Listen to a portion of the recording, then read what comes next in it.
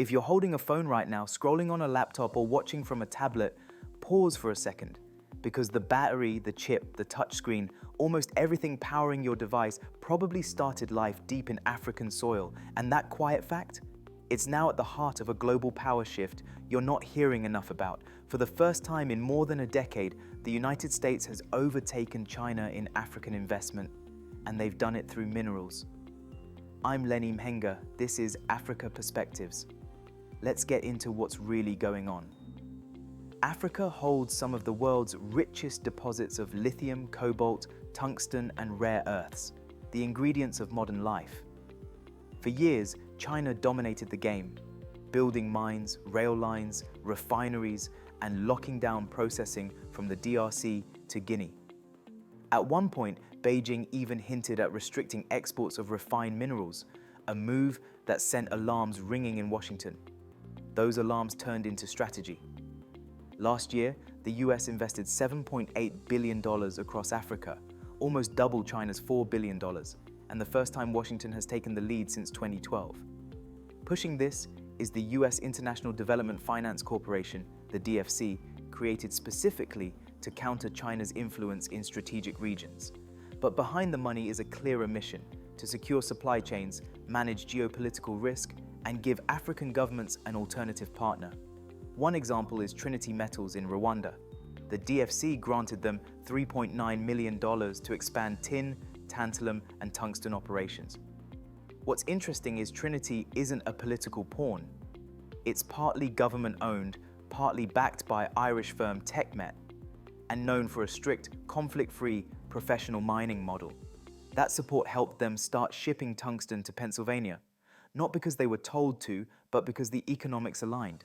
This is the kind of partnership that shows what Washington is trying to build, commercial logic that also fits its geopolitical map.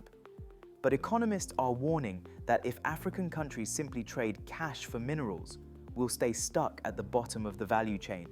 They are pushing for production sharing agreements, joint ventures, local equity stakes, on-continent processing and refining.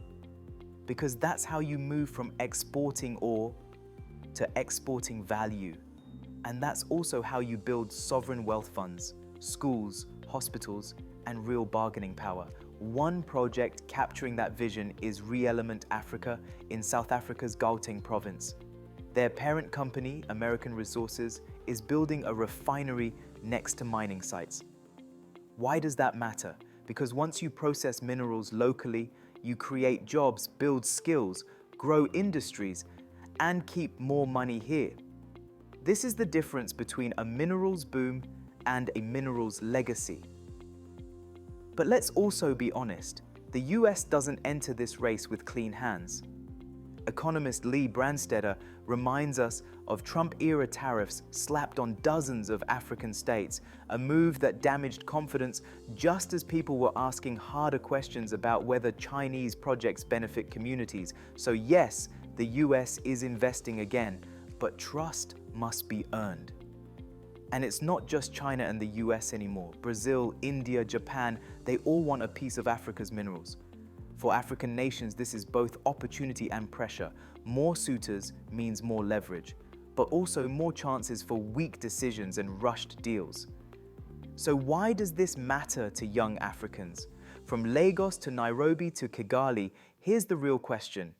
Will this minerals race build jobs, skills, and industries? Or will it repeat old patterns of extraction and dependency? Africa is sitting at the center of a global scramble. But we don't have to be the prize. We can also be the players. If governments insist on value addition, transparency, and fair partnerships, we have a shot at transforming mineral wealth into long-term prosperity. I'm Lenny Mhenga with Africa Perspectives. Let me know in the comments, what's the smartest way for Africa to negotiate in this new global minerals race?